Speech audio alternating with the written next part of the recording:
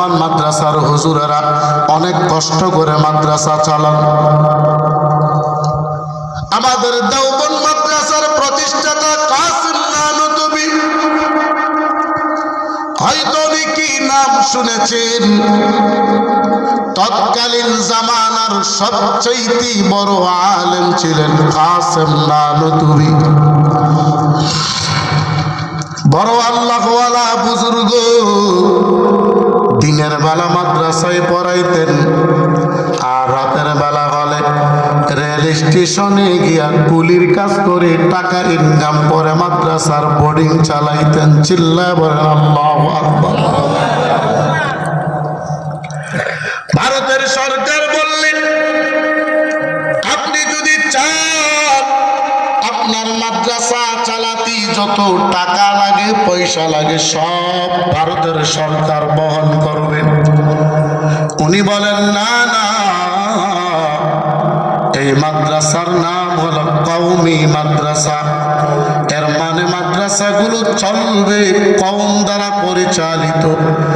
এই মাদ্রাসা চলবে রিক্সা চালকের টাকা দিয়া, এই মাদ্রাসা চলবে দিন মজুরির টাকা দিয়া, এই মাদ্রাসা চলবে শ্রমিকের টাকা দিয়া, এই মাদ্রাসা চলবে সিএনজির ড্রাইভারের টাকা দিয়া।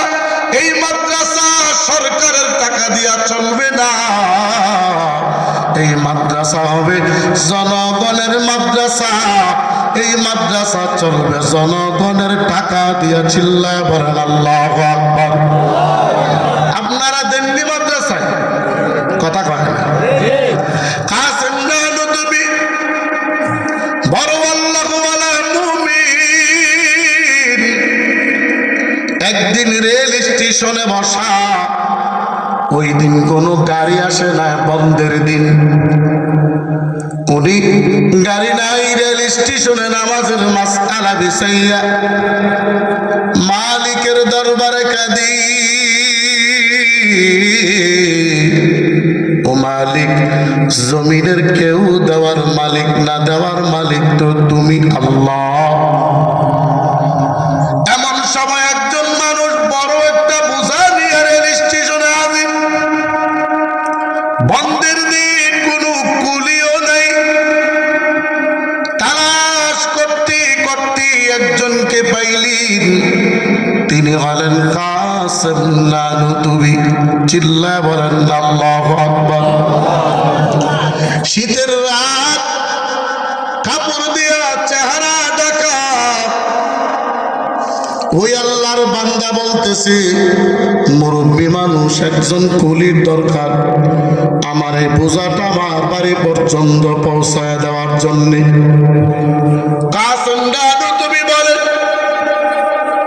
এ ভাই,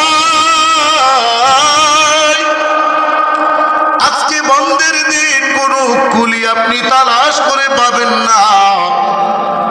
আপনি যদি রাজি থাকেন, আমি আপনার বোঝাটা বাড়িতে নিয়ে যাব। ওই মানুষটা বলে, আপনি কি একাই বোঝাটা নিতে পারবেন নি? কাসিম নানুতুবি বলেন, আপনি সহযোগিতা